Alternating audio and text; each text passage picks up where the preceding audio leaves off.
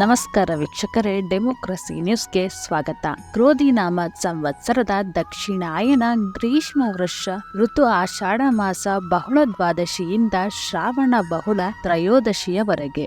ಈ ಮಾಸದ ವಿಶೇಷತೆಗಳು: ಆಗಸ್ಟ್ 5ರಂದು ಶ್ರಾವಣ ಮಾಸ ಆರಂಭ, 9ರಂದು ನಾಗರ ಪಂಚಮಿ, 15ರಂದು ಸ್ವಾತಂತ್ರ್ಯ ದಿನಾಚರಣೆ, 16ರಂದು ವರಮಹಾಲಕ್ಷ್ಮಿ ಹಬ್ಬ, 17ರಂದು ಸೂರ್ಯ ಸಿಂಹರಾಶಿಗೆ ಪ್ರವೇಶ, 22ರಂದು ಕಟಕಕ್ಕೆ ವಕ್ರಬುಧ, 26ರಂದು ಕನ್ಯಾ ರಾಶಿಗೆ ಶುಕ್ರನ ಪ್ರವೇಶ, 26ರಂದು ಮಿಥುನ ರಾಶಿಗೆ ಕುಜನ ಪ್ರವೇಶ ಹಾಗೂ 26ರಂದು ಗೋಕುಲಾಷ್ಟಮಿ ಅಥವಾ ಶ್ರೀಕೃಷ್ಣ ಜಯಂತಿ. 6ನೇಯದಾಗಿ ಕನ್ಯಾ ರಾಶಿ. ಈಗ ನಿಮಗೆ ಪರ್ವಕಾಲ.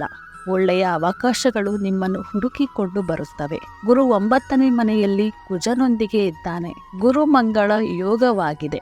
ಇದು ನಿಮಗೆ ಭೂಮಿಗೆ ಸಂಬಂಧಪಟ್ಟ ತಗಾದೆಗಳನ್ನು ಬಗೆಹರಿಸುತ್ತದೆ. ಹೊಸ ಭೂಮಿ ಕೊಳ್ಳುವಂತ ಅವಕಾಶಗಳನ್ನು ಕೊಡುತ್ತದೆ.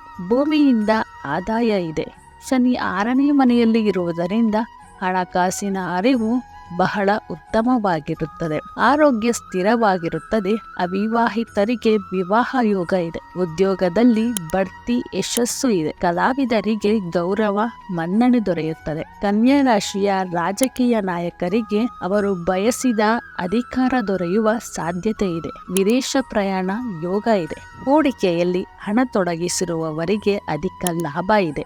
ಯಾವುದೇ ಕೆಲಸಗಳನ್ನು ಅಡೆತಡೆ ಇಲ್ಲದೆ ಮಾಡಿಕೊಳ್ಳುವ ಒಂದು ಸಾಹಸ ಈಗ ನಿಮ್ಮಲ್ಲಿ ಇರುತ್ತದೆ. ಇದಿಷ್ಟು ಮಾಹಿತಿಯು ಆಗಸ್ಟ್ ತಿಂಗಳಿನ 12 ರಾಶಿಗಳ ಮಾಸ ಭವಿಷ್ಯವಾಗಿದೆ.